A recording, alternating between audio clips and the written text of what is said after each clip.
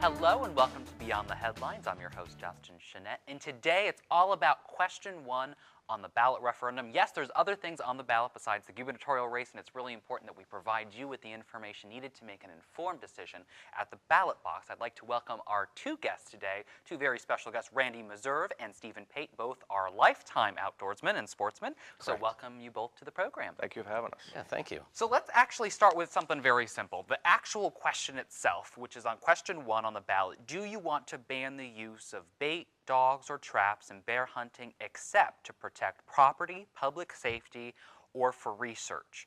Now, to the layman that might be reading that might sound good, right? It sounds pretty nice, but that's just on the surface. What does the question actually mean? What is it going to actually do? Well, it means that they want us to eliminate 3 most effective methods to manage the bear population. Those 3 methods of harvesting bears, they account for 93% of our total harvest of bears per year. So without those 3 methods, we really don't know how we would manage the bears in order to harvest the preferred amount that the state biologists say we need to harvest.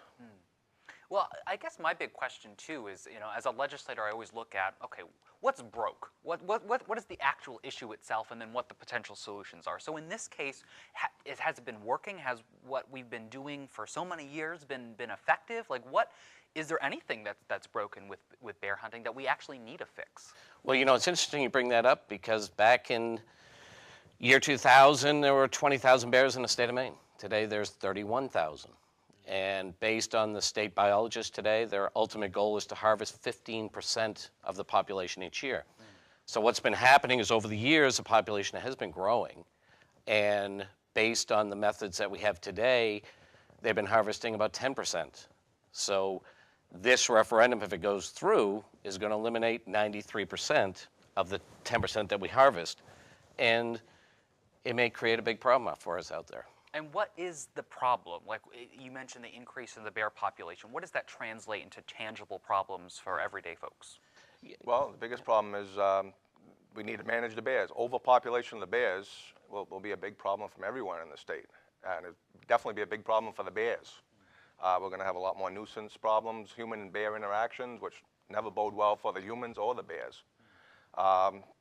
Economically, it'll really devastate especially the northern region of the state, but really it affects all the state because it brings in so much money statewide every season. Now, you mentioned methods of controlling the bear population. Why is there opposition? Like there are outside groups that are coming and pouring a lot of money into trying to present people with the opposite viewpoint. So what is their argument? Like to try to counter that argument? So what are they actually presenting is the real issue here with the way we've been trapping and hunting bears? The main argument is this. The Humane Society of the United States has come into the state and they are looking at the methodology that's being used and they are considering it to be very cruel. And as an emotional tactic to a non-hunter or somebody who doesn't do it, it may sound cruel. But the reality of the situation is this.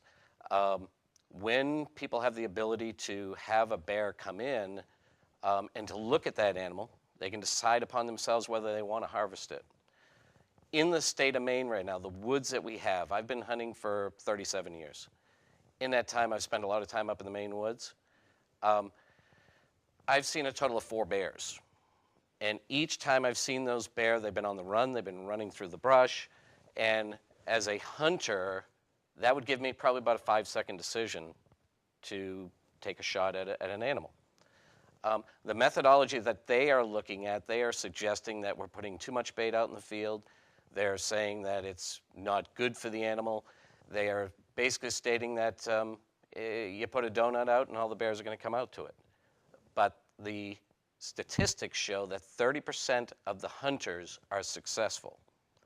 And so the 2 facts there are, number 1, the percentage of success is not as great as they're stating or as people are thinking it is. And number 2, I think even most important, is that utilizing the ability to bait bears brings an animal in so you can observe the animal, make sure the animal doesn't have cubs, and get a good clean shot to harvest that animal, which I think is more important than letting a bear run through the woods. You take a shot, you may wound that animal, you have to track that animal, and then the worst thing in the world is to come upon that animal and see 2 cubs sitting by him. Right.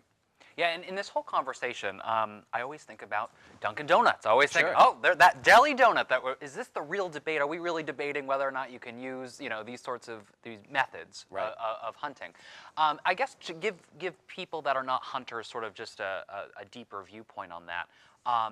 What is actually taking place now in difference to what the question might ask? Because I think we were talking off camera about the difference between a snare and a trap and what you're actually doing and what is effective in other aspects of hunting as well, and why would we change that particular piece of it? So what are some of those things that you're doing now that have been working? Well, the big problem is the word trap. People envision, when you say trap, you envision a big steel-jawed, toothed bear trap. They haven't used those in Maine with the teeth for 40 years. They haven't used the steel-jawed trap for the last 6 or 7 years. What they use is a leg hole snare.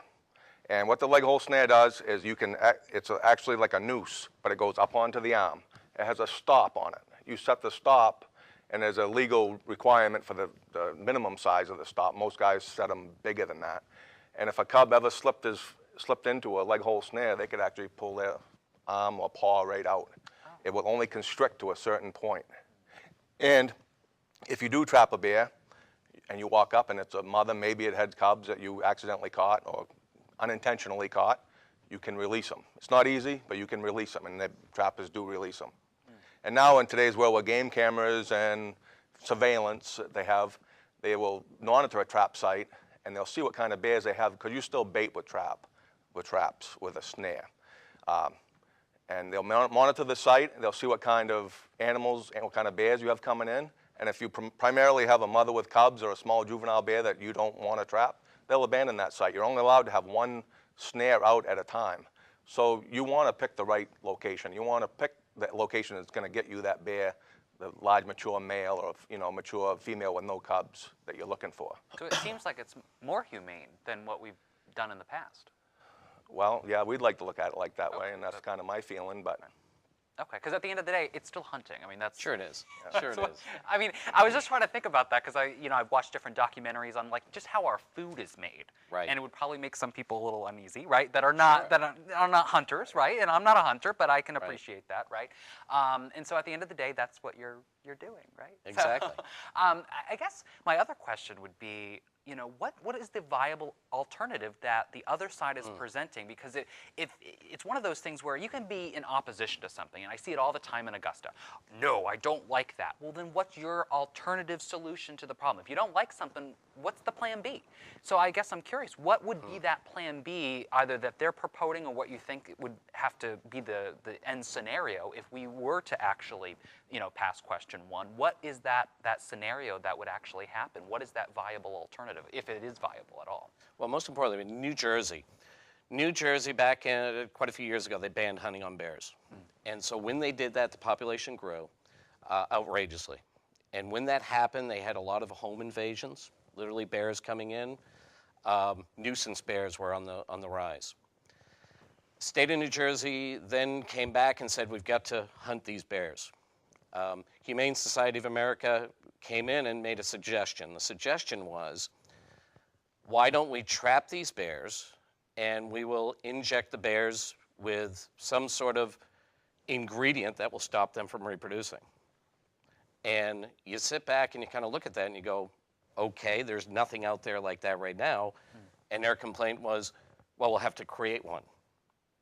So the problem is that when they've left these states, Colorado, New Jersey, Florida, after banning these methods that we're using that is creating a safer habit that we have today, they're coming back 15 years later with unscientifically proven methods to take care of the problem. So that's one of the methods they're using. They're also stating that what they would like to do is have nature work on its own. So nature working on its own, any area will have what is known as a carrying capacity. How many animals can survive in a certain area? They've come out and suggested that 65,000 animals can live in the state of Maine. Right now we're at 31,000. So if we double that population, what will happen with any population growth or any population boom like that is that the animals will become diseased. You know, here in southern Maine, we've got a big problem with deer. You know, and so what do? They increase the hunting pressure. They do what they need to do to control that deer herd. If nature takes its course, then these animals will go through a rapid progression of disease. And I don't know, but harvesting an animal with the methods that are being used today seems more humane than watching these animals die from disease. So. And you mentioned what happened in other states that this actually went through. In Oregon, voters actually approved a similar measure to the ban. Correct. And the baits and the dogs and the bear hunting in 1994. And I guess the population of the bear population increased by 40%. Yeah. And in Massachusetts, skyrocketed 700% when they did a similar thing in 1996. That's huge. Yeah. And you mentioned nuisance bears. Can you explain to people what that? I mean, to me, it seems like a bear that's annoying people, but that actually could be a dangerous thing. That's right. Yeah. Could be. Nuisance. They'll be in your backyard. I mean, if you'd have to be careful of your children definitely playing in the backyard. I mean, in Colorado, they have probably the most well-documented nuisance bear problems that I've read about. In Colorado, you have, in a lot of towns, there's ordinances as far as your trash and rubbish. You have to have a approved trash container. You have to buy the recommended trash container.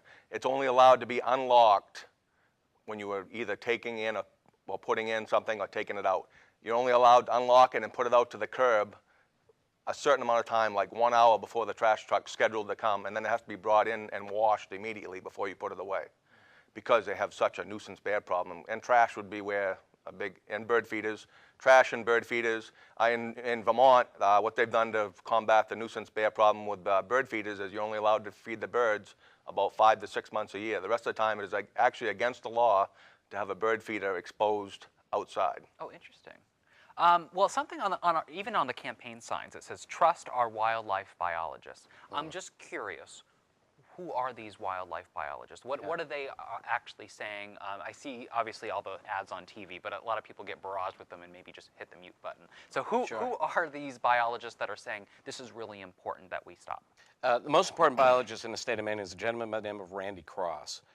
Randy Cross has been studying black bears for over 30 years. I had the great privilege of chatting with him not too long ago, and to this gentleman, black bears is every single day of his life. So the most important aspect is Randy Cross and his crew spend countless hours out in the field where they're tracking, they're putting collars on these bears. They're just doing so much scientific data on these bears that other states are actually coming to the state of Maine to get their research. There is no other individual in the world than Randy Cross when it comes to the knowledge of black bears, from the type of food they eat, why they're eating it, the size of the bears. He has spent so many hours in the field, literally with these bears in their dens, taking blood samples, taking all the samples that they do. His knowledge nobody can match it. And there are also department officials, correct, that are participating in the conversation regarding trying to get information out to people. That's right. The facts, Yeah, just the facts, right? Well, who do they have on the other side that's trying to counter the biologists? And I'm going to jump on this one. You know, it's amazing to me when we look at the other side. We see the commercials. Daryl DeJoy is one of the huge advocates for the Wildlife Alliance of Maine. Do this online. Go online, look at his job description. Okay, he is a wildlife rehabilitator who specializes in small mammals, specifically the squirrel. Okay, that is his job description. I'm sure he does very well at what he does. You know, I'm sure he's very knowledgeable. They're also having a lot of commercials out there with touted Maine guides. Do the research. The Maine guides that they're using are whitewater rafting guides. Okay, so I think there's a little play out there on, you know, who they're utilizing as wildlife experts. Those are the spokesmen here in Maine. So I sit back and I say, do I want to listen to Randy Cross or do I want to listen to them? I've always said one important thing. If my tooth hurts, first person I'm calling is my dentist. If my plumber comes in and says, you know what, I looked up online how you can fix that, listen to me, I'm going to say, no way, I'm going to my dentist. Right. You know, to get that tooth fixed. We got to trust our wildlife biologist. I guess I'm curious, like, and I know this doesn't always happen in politics, but it's like, it seems like to me, did the Humane Society like ever reach out to, and I know this issue's been on the ballot before, but ever reach out to these wildlife biologists or actually get information from actual hunters themselves to see, could this be something we just talk about behind the scenes? Or it can be in a public setting, but I mean, does it really have to be on the ballot? Can it be something that we just figure out, is there a different way? If the solution's not there, how are we going to replace the system that we've always been doing, and we're actually evolving and getting, to me, a little bit more humane from the bigger kind of claw type devices. So I'm just sort of curious, did they ever kind of approach anybody in Maine that said, hey, let's have a conversation about this, or we just full steam ahead with this referendum? Well, they did approach the director of Sportsmen's Alliance of Maine, the biggest sportsman organization in the state, and they did they wanted to create some legislation and just get rid of the trapping and the sport dog hunting with dogs, and then they said they would not create a referendum, you know, to go after that. Since Sam refused, then they started the referendum to get rid of all three of our most effective methods. So basically, they are an anti-hunting group. So they're not really looking for any kind of compromise outside of that. that you know, that's their agenda. Right. You know, and keep in mind this, Wayne Pacelli, who's the head CEO of HSUS, he has come out and quoted as saying that his ultimate goal is to ban hunting through the democratic process of the polls. And they're doing that by, if you look at HSUS, the majority of their employees are lawyers. And we're seeing that today. You know, they bully their way through it. Today, what are they doing? They're suing the state of Maine for utilizing our wildlife biologists for coming out with their statements on how they feel about this referendum. It's the same thing that they're known for doing. I think if anybody in the state of Maine were to take the time out and just research HSUS, all you've got to do is research HSUS, look at the background, look at who they are. They are responsible for 99% of the funding, and they have one ultimate goal out there. So, now this issue was presented back in 2004, and Maine turned it down. They didn't want it. What we saw with sort of a different referendum, same-sex marriage, it failed at the ballot box in 2009, but then they brought it back just a couple years later.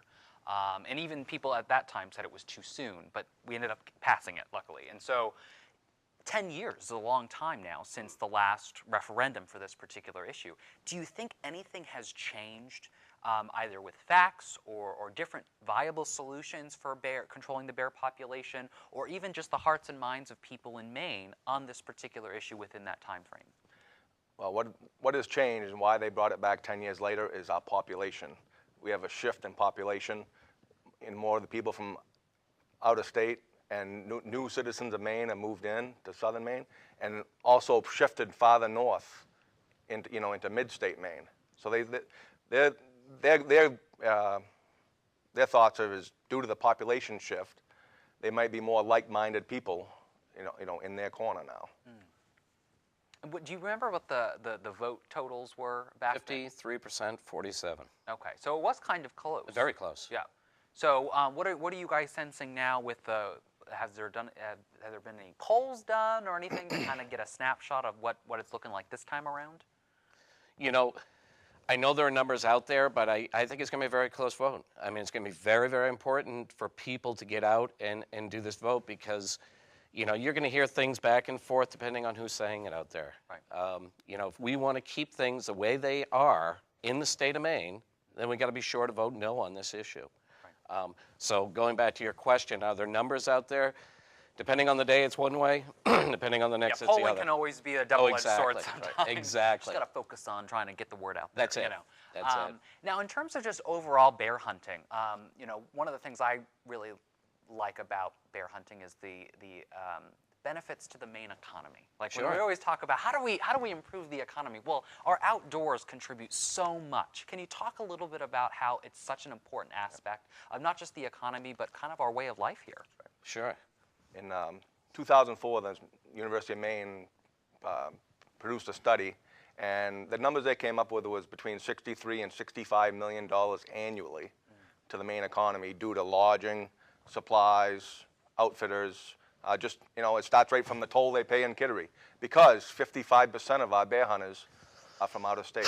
That's out of state money. That's money that comes into our economy. We're not just recycling it through the Maine economy. It's new money into the state. So it's actually $63 to $65 million in new revenue every year. And so it's said to be if the ban actually goes through, we're going to lose a lot of that revenue. Yeah, one of the arguments on the other side is that, you know what, bear licenses are going to increase, and there'll be more revenue to be made. The reason that these licenses have increased in Colorado and New Jersey, and just in Colorado, is the fact that when people buy their deer licenses, that includes them to buying a bear license at the same time. So, you think about more in the northern Maine area. I mean, there's a lot of people that make a living just from guiding bears, and that will be lost if we get a yes vote on this. Now, in terms of the Maine Warden Service, how many complaints in terms of like the bear to human interaction? I'm sure that there's quite a few, nuisance bear complaints, in different towns and cities. Do you know like how many on average, on a given? Well, I know an average year, the last few years have been about 500 complaints, and I talked to a warden this weekend, and it looks like they're going to be up towards a 700 complaint number this year, just because of there's an abundance of natural food, so the bears are getting out into new areas. Maybe your blueberries in your backyard had a great this year, so you might have had a bear. So that just adds one to the percentage of nuisance bears. And I'm sure if there's an increase, and especially if the ban actually goes through, I would imagine that there would be an increase, not just in the nuisance bears, but how we have to manage sort of that increase in the human, the power behind it, trying to do that, the human resources, and in trying to do that. So that would probably be a significant increase in what we have to pay in terms of taxpayer money. You bring up a huge point, because now instead of having the hunter hunt or harvest that bear, we're now going to have hired individuals that'll be called in to go in and take those bear. Mm-hmm. By the way, they're going to use the same methods as what we've been using for years. Oh. Right. And that's the thing that doesn't make sense. They're saying, geez, we want to ban these things unless it is a state employee. So the methods work as is. Why mess around with it? Right. The methods that we have right now are doing what we need to do. Now all of a sudden an outside entity from Washington, D.C. is going to come in and tell us, no, you got to do it a different way. And sort of moving forward, obviously, your goal is to make sure that we turn this down, that we vote no on question 1. What are you sensing, either on phone calls or just sort of in the community, either in Old Orchard or in Saco, are some of the confusions or what people are trying to grapple with? I've met a lot of people that are just unsure, that are really not, they might not be hunters, but they might be landowners, let's say in North Saco or whatever, and they're just, I don't know, hunters sometimes abuse the system, but then at the same time, we need to control the population. It's almost like there is just not a lot of information out to people. What are you noticing are some of the points of confusion that we can maybe clear up today? Well, one of the biggest issue I see is the wording of the question. The wording of the question will be, do you want to ban?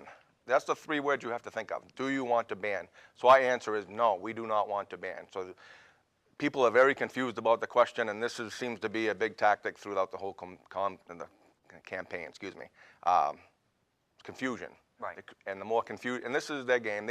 These people do this for a living. We don't. They do it for a living. So they know all the keywords to use and how to create confusion. So every point we make, they find a way to confuse it. Right. So we just stick with putting the facts out there. Yeah, because I'm kind of curious now, looking back at the question.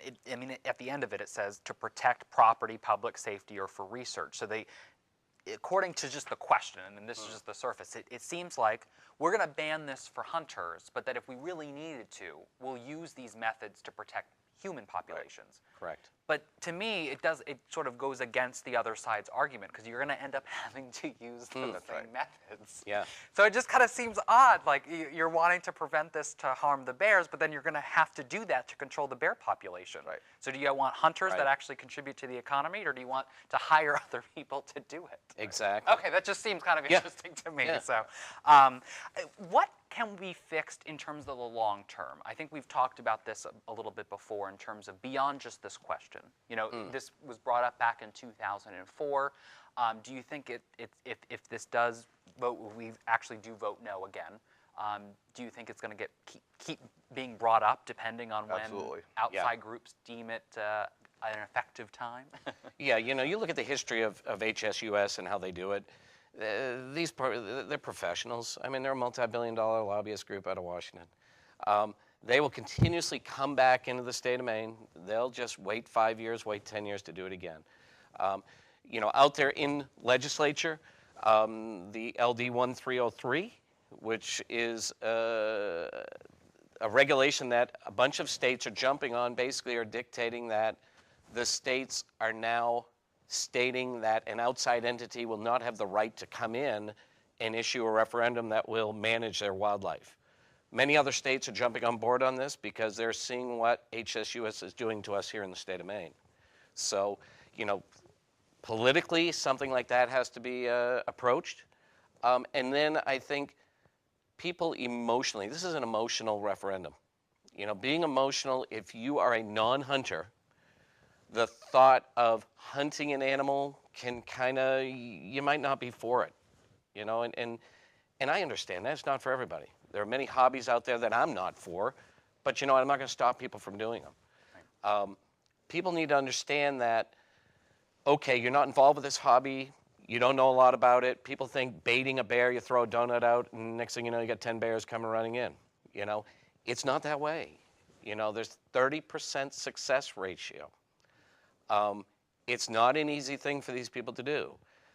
Am I an active bear hunter today? I'm not. Okay, I've bear hunted in the past. I see the work and the efforts that people put into this. But I think people out there looking at this on an emotional aspect need to realize that the domino effect is, without this methodology that we have today, okay, starvation is going to be the next avenue to take care of the population. And when they start seeing mange bear out there, it's going to be a whole different ball of wax. Right.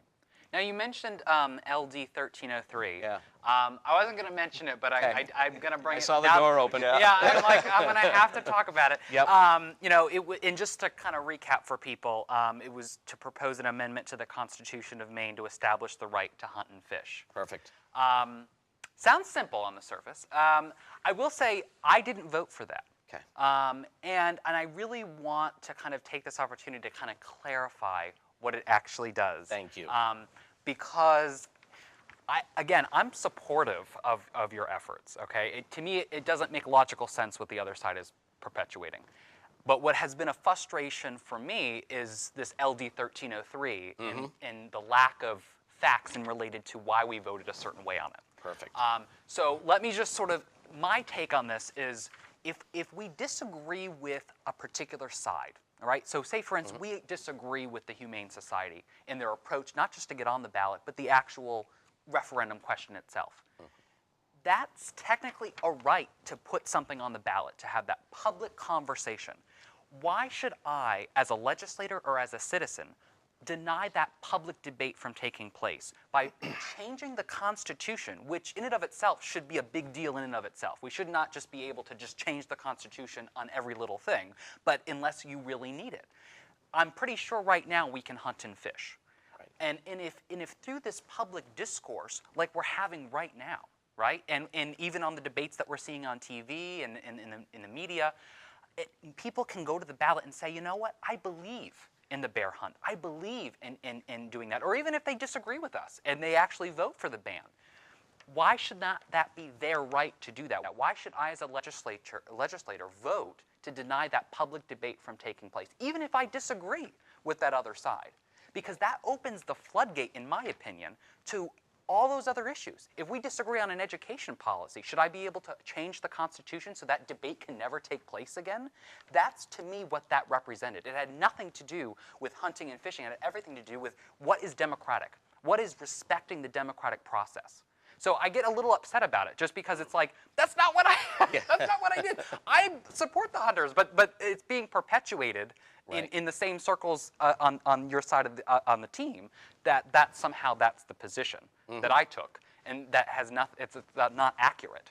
And does that make sense at all in terms of where I'm coming from? Most I know, certainly it does. obviously, Most certainly it does. But one thing I'd like to say is that actually we do have a vehicle for public comment and decisions on this. I believe it's every 3 years. Right. The Fish and Wildlife Commission opens up for like a week-long bunch of hearings and meetings with the public. Anybody from the public can go, and they're going to review the the biology goals, Right. the hunting and fishing goals, Right. any changes you'd like to see or that they like to see, Right. and they come up with a common goal, and unfortunately, it's mostly sportsmen that show up to this. Right. Anybody can go, Right. and there is your public forum. See, the problem is it's a week, right? And I have hard enough time getting people to Augusta for a normal public hearing. Right. Sure. There's a lack of participation in our democratic process when it comes to Augusta because we work. I mean, most people work during the day, right? And I'm sure you do too. Sure. It's hard for you to get to Augusta if there's an important public hearing. You either have to take off work or, your employer has to sign off on it. So there's a lot of, and so to just have a week every couple years, that doesn't give a lot of public input. And it's really important to also understand that, again, what about other issues? Sure. Because if you do it for this one, I can definitely see all the other groups, all the other issues. Well, I want a constitutional amendment. I don't want to put it out to referendum. I mean, and then you're going to end up having, well, why do we even vote at all? We'll just make all these decisions. We'll have 1 week. You can come if you want to, but we're still going to pretty much make up our own minds. Because as you know, even if you have public hearing and public input, that doesn't necessarily mean it's going to go their way. And so I like the idea of getting the facts out about like this issue, for instance, letting them know that this is so important that we get involved in this, that this is going to impact our economy negatively if we don't vote no on question 1. And they don't have a viable alternative. That's what I don't understand is like the other side does not have a viable. If you present me with facts, I will listen. I'm not ideological, so it's like if you come to me and say, hey, you're trying to control the bear population, it's not working, here's why it's not working, and here's a viable alternative, I'll listen. But I haven't heard that on the other side. Right. They haven't presented it. Unless I'm mistaken, I haven't heard it, right? So it's really important that the facts get out there, and that's why I'm so appreciative that you guys have come on the show today. It's really important to get that information out. So with all that being said, is there anything else that you really wanted to get out to the public, to let them know ahead of November 4th, mark it on your calendar. You can vote absentee now. So you can request that at your local, town or city office. Is there anything else that we haven't talked about that you really wanted to get out to people? Most importantly, I think with the election coming out, number one, get out and vote. You have to get out and vote. Whether you are for or against any issue out there, you got to get out there and let your voice be heard. In regards to this referendum, I think it's extremely important that you do your research. The question of, are you thinking of a side because you're emotional about it? Or, just do the background, do the research, find out the other side's, what their stance is, and make up your own mind, I think that's hugely important out there. And I am going to throw this in, I've said it a few times here, and that's in regards to find out who's backing the other side. HSUS, if you do the research on HSUS, I will tell you this, you're going to see some things out there you don't like. They're the ones that are coming to the state of Maine right now. They're the ones who are trying to get that yes vote out there. What is the main purpose for it? There's something more to it. Trust our biologists, vote no. Let's keep things the way they always are. Any final thoughts, Randy? Well, I totally agree with Steve. It's information. Information will decide this issue. If you get the information, I think you'll see what's really going on.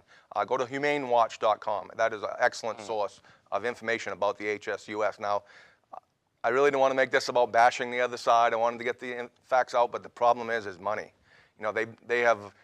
We've raised so much money through all the sportsmen's organizations across the country. We've been getting support. We just got a big check of support from the Ohio Trappers Association because they are worried that they are next. They're not worried. They know they are next. So we keep raising this money to fight this. Where could that money go? What could we do for, get the kids outside, get them hunting, buy more land and be open to the public? We've raised money and our money is running out. They can make a phone call tomorrow and they just open up another shoebox and send more money. And trust me, Randy, we could talk about a whole other program about money and yeah, politics. yeah, sure. I'm totally on board with that, and the need for PAC and campaign finance reform. But again, thank you guys so much for coming on. This is really important to have these conversations, and good luck to both of you.